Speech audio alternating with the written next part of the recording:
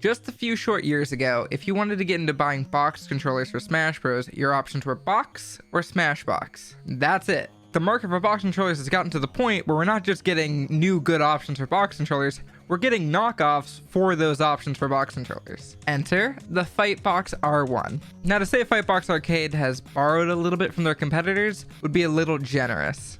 The FightBox for traditional fighters was clearly inspired by the Hitbox, and the FightBox R1 continues this tradition by being inspired by the Frame1.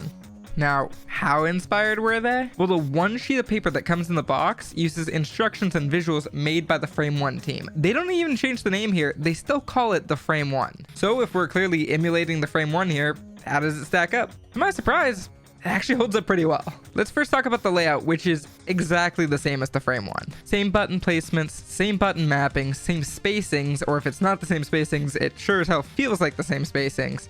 This thing screams, if it ain't broke, don't fix it. Similarly, the width of the chassis is 1.8 centimeters, which is actually a bit slimmer than the Frame1. There are some differences, of course, most notably the case itself. Unfortunately, the case, while nice, does not have the same polish that the Frame1s do. The visible fastenings don't look amazing to me, and those bastards fall out when you aren't looking, so be on the lookout for that. The same thing did happen to my Rana Digital though, so maybe I just vibrate a lot when I play. The FightBox R1 has a nice heft to it, enough that it's not going to slide off your lap while you're playing, but not too much to be annoying while carrying around. Speaking of sliding off your lap, many controllers use padding on the bottom to prevent this from happening. This one doesn't, but it never felt slippery, so maybe it'll be okay. Another rather large change here is that the FightBox R1 uses Cherry MX Black switches by default. When I had my girlfriend use the controller and compare it to my Rana Digital, she immediately pointed out the same issue I had with it. The black switches require a lot more force to actuate, and she called them mushy, which I don't think is very unfair.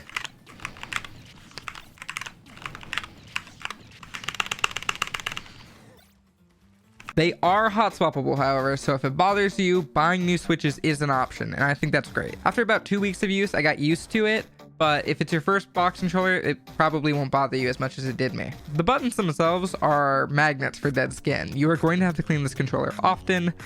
It is going to show everything. So wash your hands often. Not because of the buttons, but because you should be doing that anyway. By default, it doesn't ship with the GameCube to USB-C cable. It's $10 extra. So you can either get it there or just buy it from somewhere else. It's kind of a nice option. It instead ships with a standard USB-C to USB-A cable. It's fine.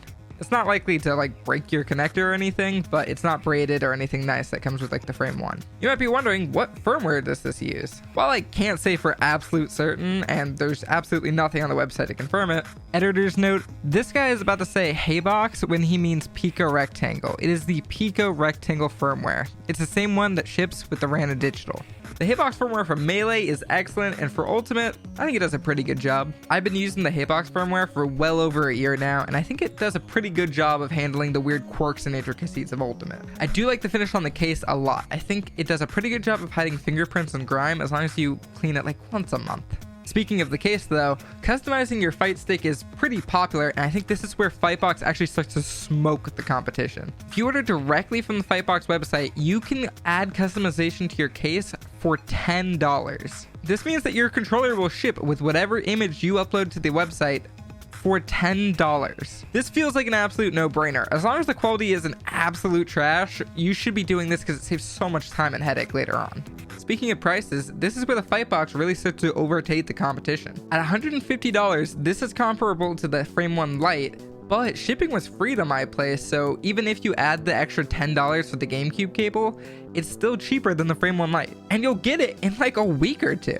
People waited 2 years to get their Frame1 Lite and Heavy. I'm pretty sure there are still people waiting to get their Frame1 Lite and Heavy. In terms of build, I would put this somewhere between the Frame1 Lite and the Frame1 Heavy, so I've been lovingly calling it the Frame1 Medium. So what are the drawbacks? Well, the biggest drawback that I see happening is that this controller is without a community. Every other controller has a Discord full of people that can support you and help you if you run into issues. Better yet, most of them have the people that made the controller in there to help you out with it. Hitbox, for example, has been great with this. They've helped me multiple times as I've ran into issues with my controller. And nearly every controller I've ever gotten has ran into issues at some point. Not only does FightBox Arcade not have a Discord server, their YouTube and Twitter are gone now too. You may get stuck with an issue and you'll just have to solve it yourself, or pray that someone in some Discord somewhere is knowledgeable enough to help you with it. The FightBox R1 has been a pretty great controller to use. It takes a tried and true form factor and repackages it for a pretty damn good price. The shape, the layout, the firmware, all have been used on other controllers to great success, and this one's really no different. If you want to save some money, you feel comfortable with the firmware that it ships with,